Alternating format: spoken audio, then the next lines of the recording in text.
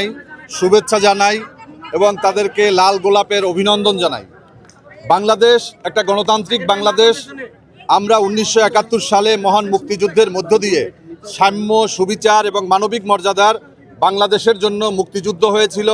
বিগত 53টি বছরে আমাদের যেই কাঙ্ক্ষিত বাংলাদেশ, তরুণরা যেই দাবি তুলেছে, সেই দাবিগুলো ছিল আমাদের মহান মুক্তিযুদ্ধের। আমরা সেই বিগত 17 বছরে আমরা আওয়ামী ফ্যাসিবাদের মধ্য দিয়ে আমাদের সমস্ত প্রতিষ্ঠানকে ধ্বংস করা হয়েছে। আমাদের বিগত 17টি বছরে আমাদের সকল প্রতিষ্ঠানগুলোকে দলীয়করণের মধ্য দিয়ে আওয়ামী লীগ ধ্বংস করে দিয়েছে। আমাদেরকে বিগত 5ই আগস্টে এই ছাত্র জনতা সামনে ছিল এবং বাংলাদেশের সমস্ত রাজনৈতিক দলগুলো তারা কিন্তু তাদের সাথে ছিল। আপনারা দেখেছেন যে BNP, Jamaat Islami, labour party সহ আমরা সবাই সাথে ছিলাম। আমাদের লেবার পার্টির 2 জন শাহাদত বরণ করেছে। আমরা আশা করব আজকে তাদের এই যে আত্মপ্রকাশ অনুষ্ঠানে তারা বাংলাদেশের গণতন্ত্র, মানবাধিকার, আইনের শাসন প্রতিষ্ঠায় তারা এই দাবিগুলোকে নিয়ে তারা জনগণের কাছে যাবে।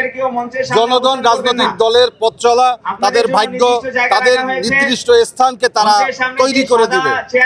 বাংলাদেশে আপনারা জানেন যে শেখ মুজিবুর রহমান 1975 সালে সর্বপ্রথম বাংলাদেশের গণতান্ত্রিক অধিকার কেড়ে নিয়েছিল। শেখ মুজিব বাকশাল করেছিল। শহীদ রাষ্ট্রপতি জিয়াউর রহমান তিনি বাংলাদেশের মানুষকে বহুদলীয় গণতন্ত্রের সুযোগ দিয়েছে।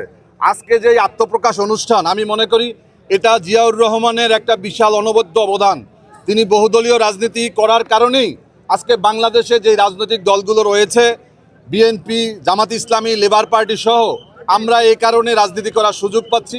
আজকে যারা এই নতুন দল করছেন তারাও একজন নাগরিক হিসাবে প্রত্যেকটা নাগরিকের অধিকার রয়েছে রাজনৈতিক দল করার। আজকে তরুণরা যেভাবে জনগণকে ওয়াদা দিয়েছিল যে তারা ফ্যাসিবাদ মুক্ত বাংলাদেশ গড়বে, তারা করেছে, তারা সামনে ছিল। আমার বিশ্বাস যে আগামী দিনে দোষারোপের রাজনীতি, খাই রাজনীতি, লুটপাটের রাজনীতি, নৈরাজ্যের রাজনীতি, চাঁদাবাজির রাজনীতি, হানাহানির রাজনীতি, এক দল আরেক দলকে যে দোষারোপের যে পুরানো খেলা, এটা আমরা বন্ধ করতে চাই। আমরা চাই যে তরুণরা বিগত আমাদের যেই সমস্ত দলগুলোর ভিতরে এক দল আরেক দলকে আমরা দোষ দেই, এই দোষারোপের রাজনীতি আমরা চাই না বাংলাদেশে। আমরা মুক্তিযুদ্ধের পরের প্রজন্ম, আমরা চাই যে মুক্তিযুদ্ধ যে কারণে হয়েছিল, পাকিস্তানিরা আমাদেরকে যেভাবে শোষণ করেছিল, সেই শোষণ বঞ্চনার হাত থেকে আমরা রক্ষা পেয়েছি। আমরা একটা নতুন বাংলাদেশ গড়ব। আমরা সেই নতুন বাংলাদেশ গড়াই আমরা এই তরুণদের সাথে আমরাও একই পথে আমরা আছি, আমরাও রাজপথে ছিলাম, আমাদেরও ভূমিকা রয়েছে। আজকে বিএনপি সহ সমস্ত রাজনৈতিক দল যারা গণতান্ত্রিক রাজনীতিতে বিশ্বাস করে তারা সবাই এই উদ্যোগকে স্বাগত জানাবে বলে আমি বিশ্বাস করি। ধন্যবাদ আপনাদের।